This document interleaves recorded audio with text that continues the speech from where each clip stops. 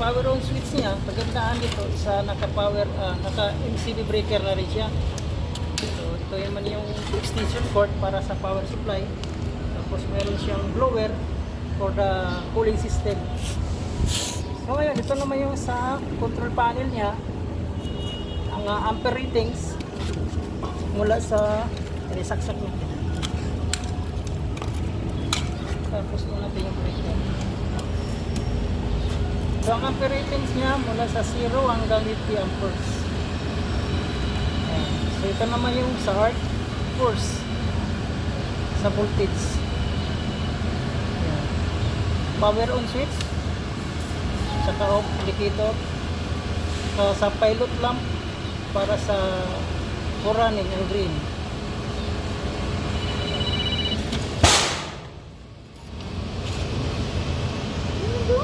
So naman, ito naman yung mga accessories na kasama sa kanya. Electrode holder station, at saka yung clamp para sa ground connection, brass, saka yung welding mask. So ngayon mag-testing tayo kung paano natin itunaw yung bakal. Yung bakal naman na depende sa ampere na ginagamit. So mag-adjust tayo, depende rin sa kapal ng bakal or isang bakal na gagamitin sa specification ng i-require dito sa amperahe ng weldingin natin. So ngayon ito yung saksak natin ng sa ground clamp, nasa sa side siya. So ibig sabihin polarity sa susundin lang natin, meron siyang minus, ito yung sa ground.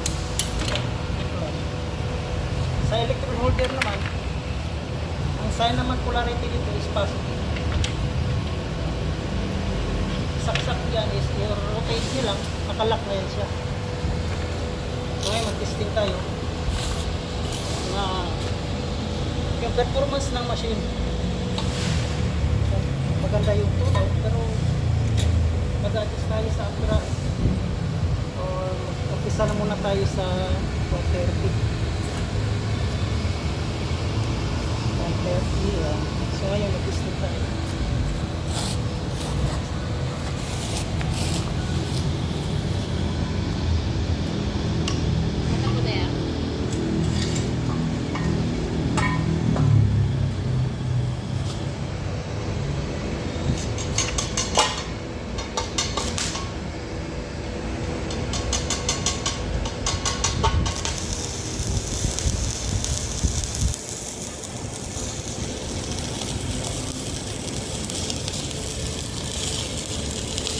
Maganda naman siya tumunaw.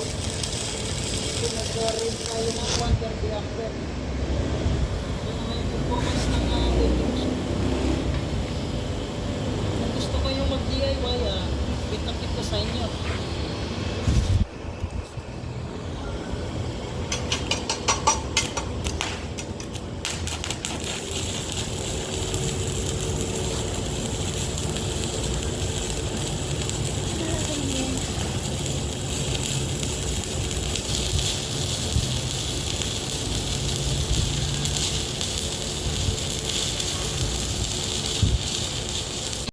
Kasi may inverter din siya eh.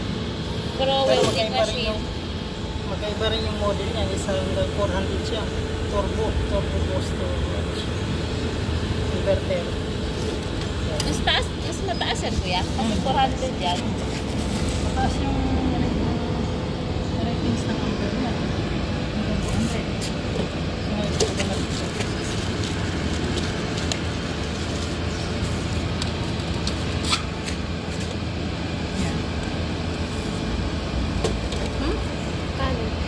Magaling. Go. So, sa 400 model, inverter din siya. So, magkaiba rin yung power switch niya. Slide naman. Tsaka meron siyang blower for the cooling system.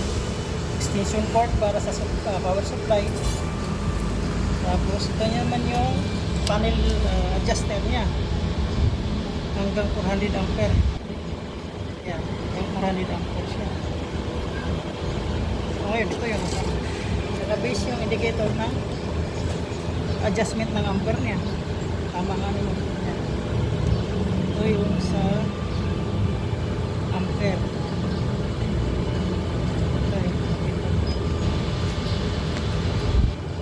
Ito sa force ng electrode.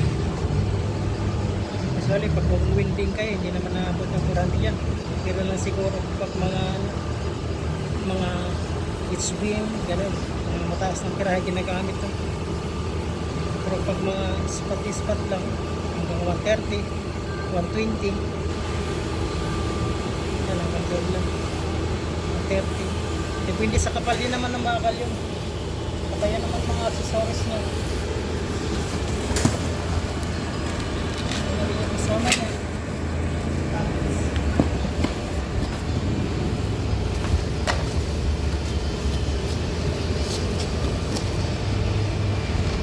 Welding glass. Extension cord. Electrode holder. Brass.